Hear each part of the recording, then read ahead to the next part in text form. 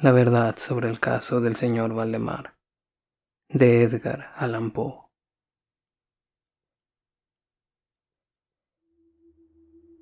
De ninguna manera me parece sorprendente que el extraordinario caso del señor Valdemar haya provocado tantas discusiones. Habría sido un milagro que ocurriera lo contrario, sobre todo dadas las circunstancias.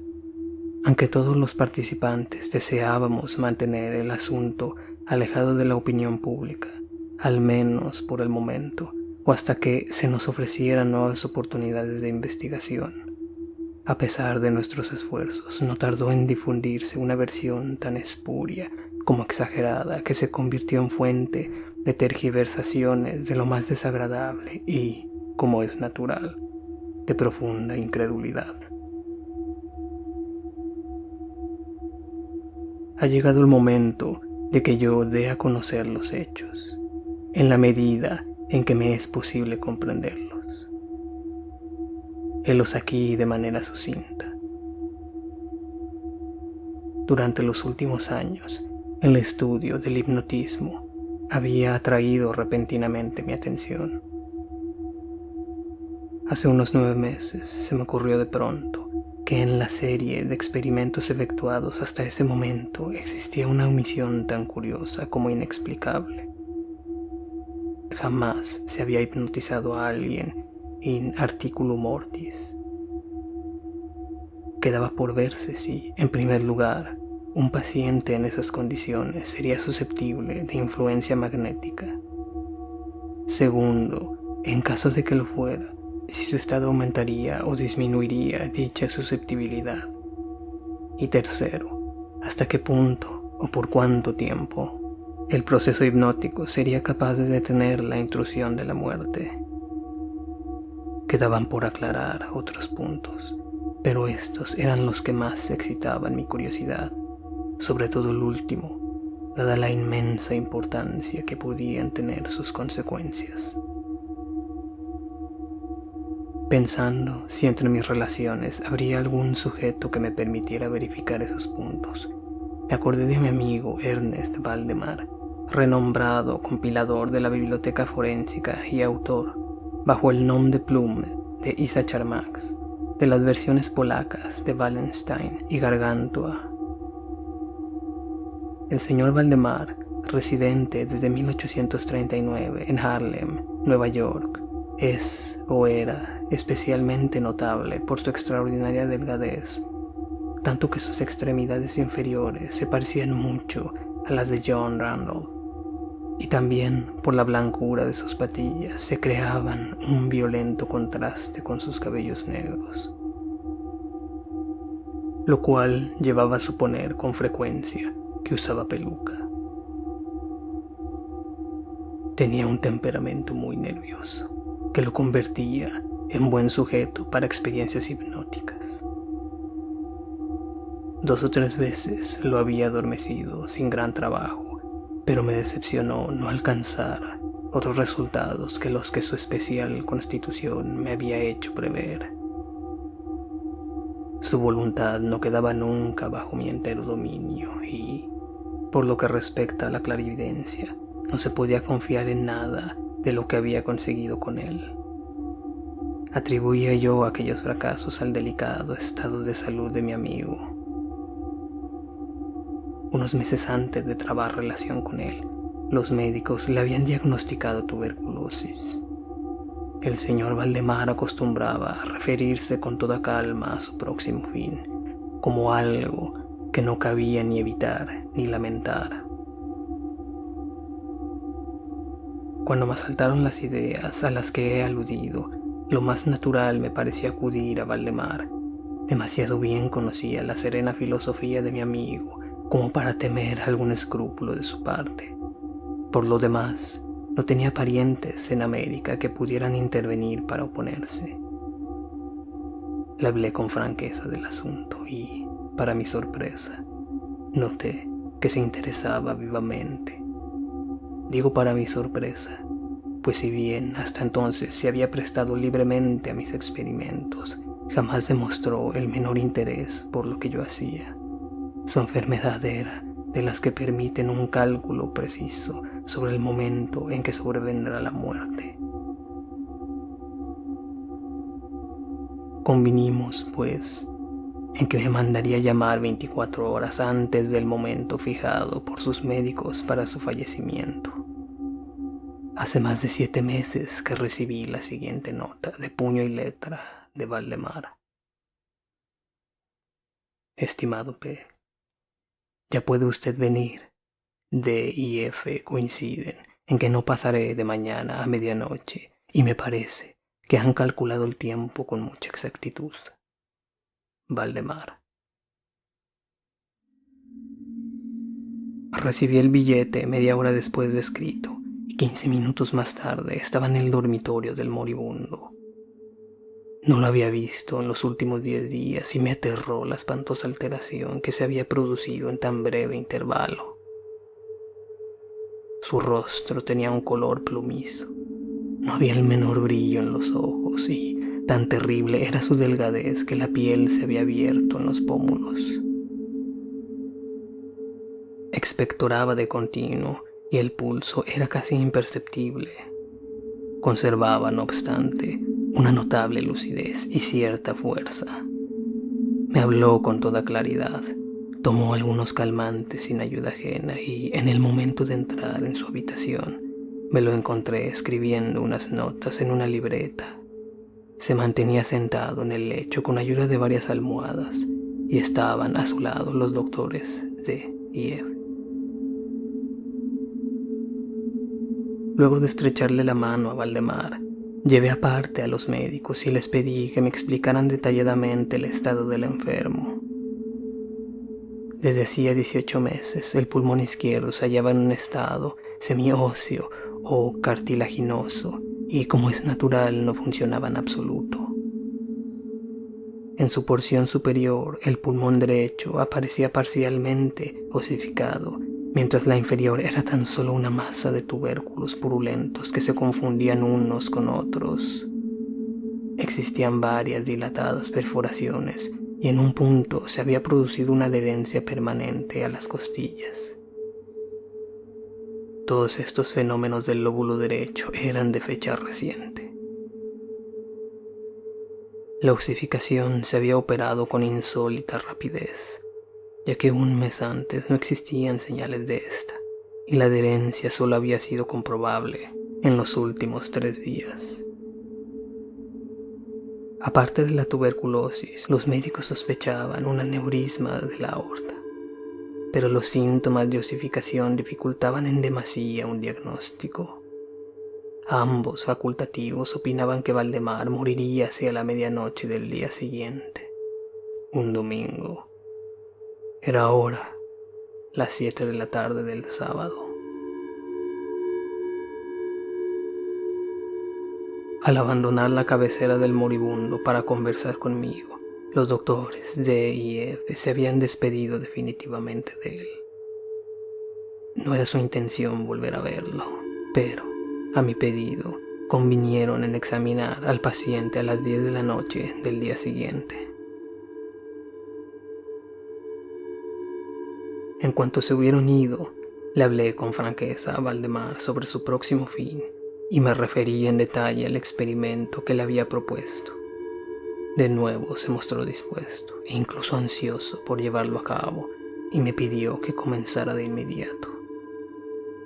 2 enfermeros, un hombre y una mujer, atendían al paciente, pero no me sentía autorizado a llevar a cabo una intervención de tal naturaleza frente a testigos de tan poca responsabilidad en caso de que se produjese algún accidente repentino. Aplacé, por tanto, el experimento hasta las 8 de la noche del día siguiente, cuando la llegada de un estudiante de medicina a quien conocía, el señor Theodore L., me libró de toda preocupación. Mi propósito inicial había sido esperar a los médicos, pero me vi obligado a proceder, en primer lugar por los urgentes pedidos de Valdemar y luego por mi propia convicción de que no había un minuto que perder, pues todo apuntaba a que el fin se acercaba rápidamente. El señor L. tuvo la amabilidad de acceder a mi pedido, así como de tomar nota de todo lo que ocurriera. Lo que voy a relatar ahora procede de sus apuntes, ya sea en forma condensada o verbatim.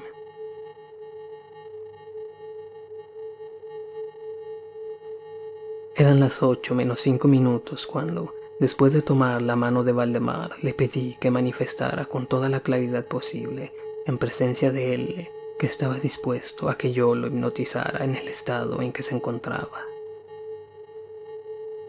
Débil, pero con determinación, el enfermo respondió: sí, quiero ser hipnotizado, y agregó de inmediato: me temo que tal vez sea demasiado tarde.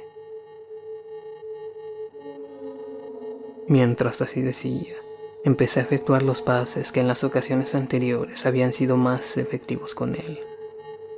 Sin duda sentía la influencia del primer movimiento lateral de mi mano por su frente, pero aunque empleé todos mis poderes, me fue imposible lograr otros efectos hasta algunos minutos después de las 10, cuando llegaron los doctores D y F, tal y como habían prometido. En pocas palabras les expliqué cuál era mi intención y cómo no opusieron inconveniente, considerando que el enfermo se hallaba ya en estado agónico. Continué sin vacilar, cambiando, sin embargo, los pases laterales por otros verticales y concentrando mi mirada en el ojo derecho del sujeto. A estas alturas, su pulso era imperceptible y respiraba entre estertores a intervalos de medio minuto. Esta situación se mantuvo sin variantes durante un cuarto de hora. Al expirar este periodo, sin embargo, un suspiro perfectamente natural, aunque muy profundo, escapó del pecho del moribundo, mientras cesaba la respiración estertoria, o mejor dicho, dejaban de percibirse los estertores. En cuanto a los intervalos de la respiración, siguieron siendo los mismos. Las extremidades del paciente estaban heladas. A las 11 menos 5 advertí inequívocas señales de influencia hipnótica. La vidriosa mirada de los ojos fue reemplazada por esa expresión de intranquilo examen interior que jamás se ve sino en casos de hipnotismo y sobre la cual no cabe engañarse. Mediante unos rápidos pases laterales hice palpitar los párpados como al acercarse el sueño y con unos pocos más los cerré por completo. No bastaba esto para satisfacerme, sin embargo, sino que continué vigorosamente mis manipulaciones, poniendo en ellas toda mi voluntad hasta que hube logrado la completa rigidez de los miembros del durmiente, a quien previamente había colocado en la posición que me pareció más cómoda. Las piernas estaban completamente estiradas, los brazos reposaban en el lecho a corta distancia de los flancos. La cabeza había sido ligeramente levantada. Al dar esto por terminado, era ya medianoche y les pedí a los presentes que examinaran el estado de Valdemar. Luego de unas pocas verificaciones, admitieron que se encontraba en un estado insólitamente perfecto de trance hipnótico. La curiosidad de ambos médicos se había despertado en sumo grado. El doctor D decidió pasar toda la noche a la cabecera del paciente, mientras el doctor F se marchaba, con promesa de volver por la mañana temprano. Él y los enfermeros se quedaron.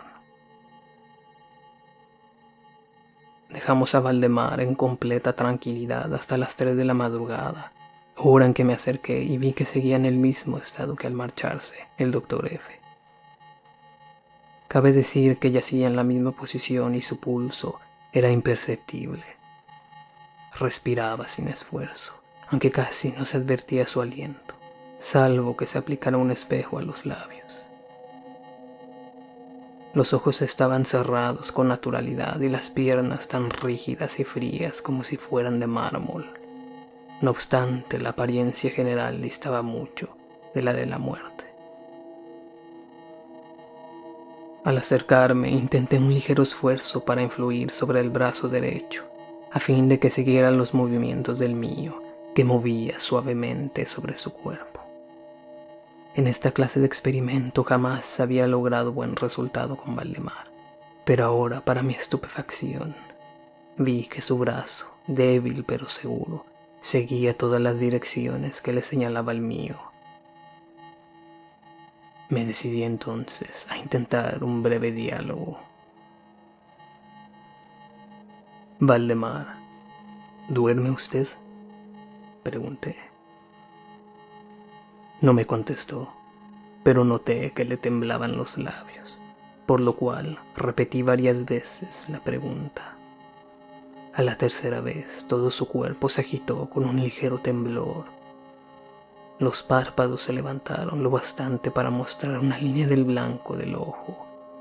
Se movieron lentamente los labios, mientras, en un susurro apenas audible, brotaban de ellos estas palabras. «Sí, ahora duermo. No me despierte. Déjeme morir así». Palpé los miembros que encontré tan rígidos como antes. Volví a interrogar al hipnotizado. «¿Sigue sintiendo dolor en el pecho, Valdemar?». La respuesta tardó un momento y fue aún menos audible que la anterior. «No sufro. Me estoy muriendo». No me pareció aconsejable molestarlo más por el momento, y no volví a hablarle hasta la llegada del Dr. F., que se produjo poco antes de la salida del sol. Quedó absolutamente estupefacto al encontrar que el paciente se hallaba todavía vivo. Después de tomarle el pulso y acercar un espejo a sus labios, me pidió que le hablara otra vez, a lo cual accedí. «Valdemar», dije, «¿sigue usted durmiendo?». Como la primera vez, pasaron unos minutos antes de lograr respuesta, y durante el intervalo el moribundo dio la impresión de estar juntando fuerzas para hablar. A la cuarta repetición de la pregunta, y con una voz que la debilidad volvía casi inaudible, murmuró: «Sí, dormido, muriéndome». La opinión, o mejor, el deseo de los médicos era que no se arrancase a Valdemar de su actual estado de aparente tranquilidad hasta que la muerte sobreviniera, cosa que, según consenso general, solo podía tardar algunos minutos. Decidí, sin embargo, hablarle una vez más, limitándome a repetir mi pregunta anterior. Mientras lo hacía, un notable cambio se produjo en las facciones del hipnotizado. Los ojos se abrieron lentamente, aunque las pupilas se habían girado hacia arriba. La piel adquirió una tonalidad cadavérica, más semejante al papel blanco que al pergamino, y los círculos écticos, que hasta ese momento se destacaban sobremanera en el centro de cada mejilla, se apagaron bruscamente. Empleo estas palabras porque lo instantáneo de su desaparición trajo a mi memoria la imagen de una bujía que se apaga de un soplo. Al mismo tiempo, el labio superior se replegó, dejando al descubierto los dientes que antes cubría por completo, mientras la mandíbula inferior caía con un sacudimiento que todos oímos, dejando la boca abierta de par en par y revelando una lengua hinchada y ennegrecida. Supongo que todos los presentes estaban acostumbrados a los horrores de un lecho de muerte, pero la apariencia de Valdemar era tan espantosa en aquel instante que se produjo un movimiento general de retroceso.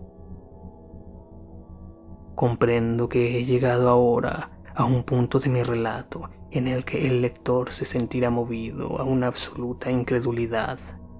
Me veo, sin embargo, obligado a continuarlo. El más imperceptible signo de vitalidad había cesado en Valdemar. Seguros de que estaba muerto, lo confiábamos ya a los enfermeros, cuando nos fue dado observar un fuerte movimiento vibratorio de la lengua. La vibración se mantuvo aproximadamente durante un minuto, Al cesar, de aquellas abiertas e inmóviles mandíbulas brotó una voz que sería insensato pretender describir. Es verdad que existen 2 o 3 epítetos que cabría aplicarle parcialmente. Puedo decir, por ejemplo, que su sonido era áspero y quebrado, así como hueco, pero el todo es indescriptible, por la sencilla razón de que jamás un oído humano ha percibido resonancias semejantes. 2 características, sin embargo, según lo pensé en el momento y lo sigo pensando, pueden ser señaladas como propias de aquel sonido y dar alguna idea de su calidad extraterrena. En primer término, la voz parecía llegar a nuestros oídos, por lo menos a los míos, desde larga distancia o desde una caverna en la profundidad de la tierra. Segundo, me produjo la misma sensación. Temo que me resultará imposible hacerme entender, que las materias gelatinosas y viscosas producen en el sentido del tacto. He hablado al mismo tiempo de sonido y de voz. Quiero decir que el sonido consistía en un silabeo clarísimo, de una claridad incluso asombrosa y aterradora. El señor Valdemar hablaba y era evidente que estaba contestando a las preguntas que le había formulado unos minutos antes. Como se recordará, le había preguntado si seguía durmiendo. Y entonces escuché. Sí. No. Estuve durmiendo y ahora estoy muerto.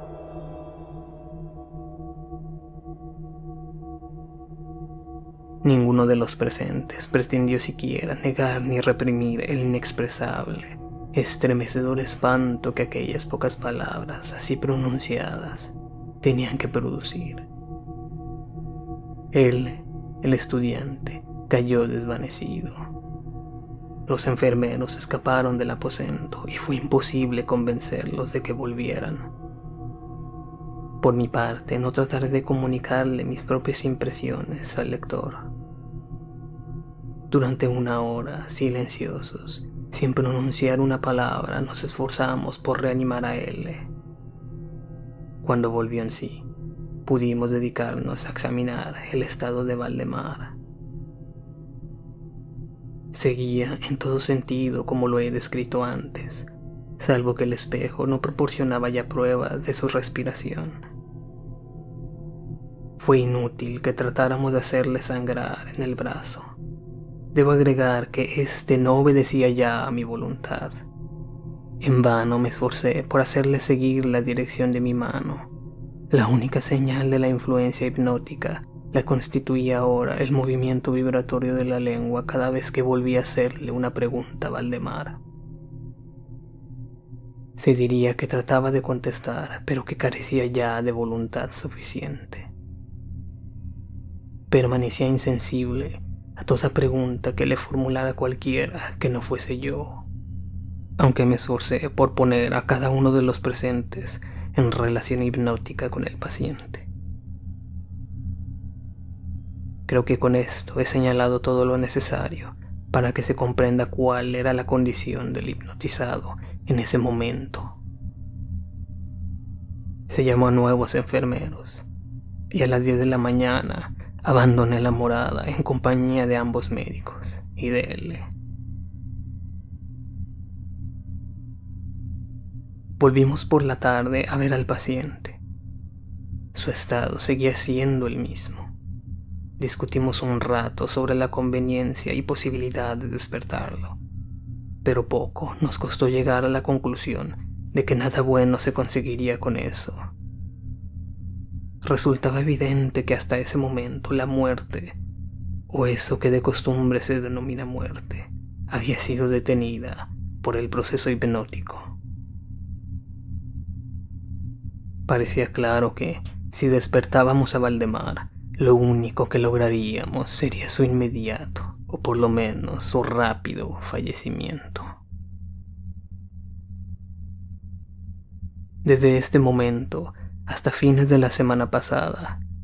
Vale decir, casi 7 meses. Seguimos acudiendo a diario a casa de Valdemar, acompañados una y otra vez por médicos y otros amigos. Durante todo este tiempo el hipnotizado se mantuvo exactamente como lo he descrito. Los enfermeros lo atendían de continuo. Por fin, el viernes pasado, resolvimos hacer el experimento de despertarlo, o tratar de despertarlo. Probablemente, el lamentable resultado de este es el que ha dado lugar a tanta discusión en los círculos privados y a una opinión pública que no puedo dejar de considerar injustificada. A efectos de librar el trance hipnótico al paciente, acudí a los pases habituales. De entrada resultaron infructuosos. La primera indicación de un retorno a la vida la proporcionó el descenso parcial del iris. Como detalle notable se observó que este descenso de la pupila iba acompañado de un abundante flujo de icor amarillento procedente de debajo de los párpados, que despedía un olor penetrante y fétido. Alguien me sugirió que tratara de influir sobre el brazo del paciente como al comienzo. Lo intenté, sin resultado.